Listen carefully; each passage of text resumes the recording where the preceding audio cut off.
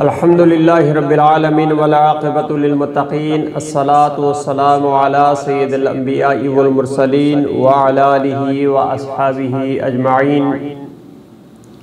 یاسین والقرآن الحکیم انک لمن المرسلین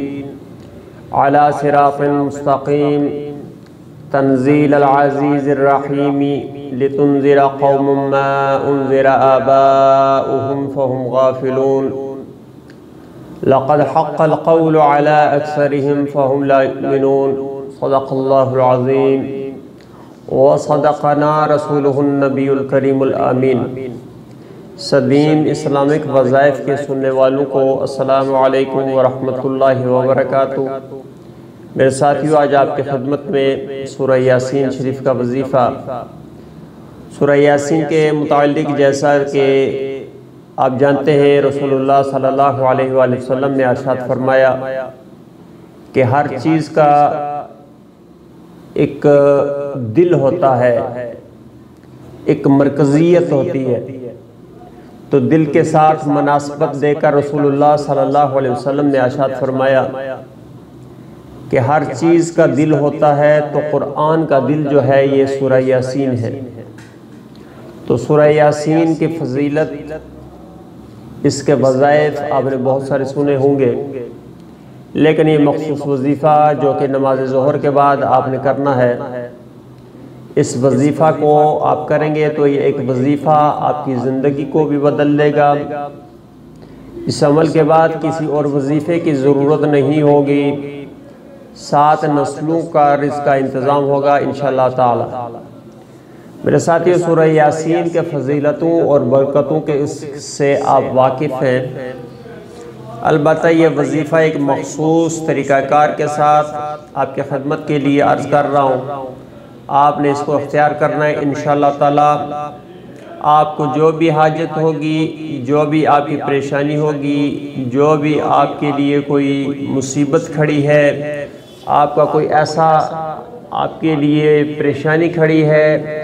جس سے نکلنے کی کوئی راہ نظر نہ آ رہی ہو، تو انشاءاللہ تعالی اللہ تعالیٰ کے فضل و کرم سے جو بھی آپ کا پریشانی ہو اللہ تعالیٰ کے حضور انشاءاللہ پیش کیجئے اس ہدیوں کو، تو انشاءاللہ تعالیٰ اللہ تعالیٰ کی ذات خوش ہونے والی ہے،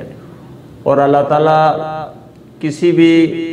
مومن کی آواز کو جو سب سے زیادہ پسند فرماتا ہے وہ اپنی کتاب کو سننا پسند فرماتا ہے۔ تو اللہ تعالیٰ ہر ایک مومن سے اس کے اعمال کے مطابق ملتا ہے، تو جو کوئی قرآن سے محبت کرتا ہے اور سورہ یاسین سے محبت کرتا ہے تو اللہ تعالیٰ اس سے سب سے بڑھ کر ملنے کے خواہش کا اظہار کرتا ہے۔ تو میرے ساتھی، اللہ تعالیٰ کی ذات کو راضی کیجئے، سورہ یاسین کا یہ وظیفہ آپ اختیار فرمائیے انشاءاللہ تعالیٰ۔ یہ وظیفہ نماز ظہر کے بعد کسی بھی وقت کیا جا سکتا ہے، یہ خیال رہے کہ نماز عصر سے پہلے اس کا اختتام ضروری ہے۔ تو انشاءاللہ تعالیٰ یہ وظیفہ آپ نے بغور سننا ہے، اس وظیفے کو اختیار کیجئے، اس عمل کو، انشاءاللہ یہ ایک وظیفہ آپ کی زندگی کو بدل دے گا، اور یہ وظیفہ ایسا وظیفہ ہے کہ اس کے بعد کسی اور وظیفے کی ضرورت نہیں رہتی۔ میرے ساتھیوں، اگر آپ کی کوئی کاروباری بندش ہے، اولاد کی بندش ہے، اولاد کی طرف سے کوئی پریشانیاں ہیں، یا اسی طرح کوئی شادی کی رکاوٹ ہے، اسی طرح کسی مقدمے میں آپ پھنسے ہوئے ہیں، تو میرے ساتھیوں آپ نے ضرور اس وظیفہ کو اختیار فرمانا ہے۔ بہت پیارا وظیفہ ہے، اور جس کسی کو بھی اس وظیفے کا کہا ہے تو اللہ تعالیٰ کے فضل و کرم سے، اس کی عطا سے، اس کی عنایت سے اس کا وہ مسئلہ حل ہوا۔ تو میرے ساتھیوں، ہمارا کام ہے اللہ تعالیٰ کی بارگاہ میں عرض کرنا۔ اللہ تعالیٰ کا فضل ہے، یہ اس کی مہربانی ہے کہ اپنے بندوں کی سنتا ہے، تو ہر شخص نے کوشش کرنی ہے اپنا جو بھی پریشانی ہو، جو بھی حاجت ہو، اس کے لیے اس وظیفہ کو اختیار کیجئے۔ مگر ساتھ ساتھ میرے ساتھیوں، جو بھی لوگ بعض اوقات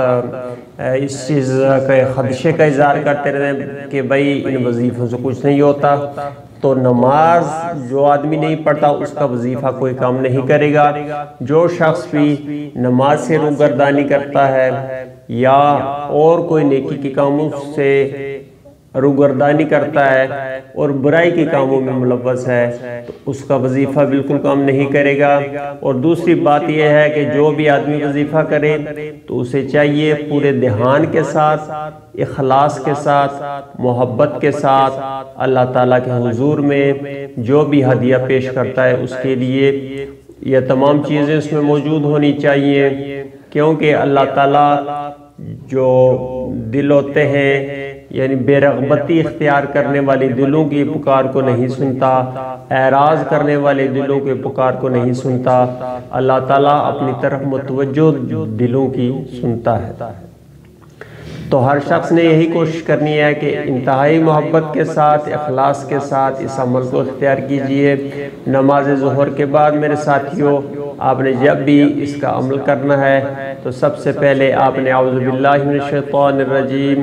بسم اللہ الرحمن الرحیم سورہ یاسین آپ نے 1 مرتبہ پڑھنی ہے اور آخر میں آپ نے 100 مرتبہ درود ابراہیمی پڑھ کر اس کا اختتام کرنا ہے،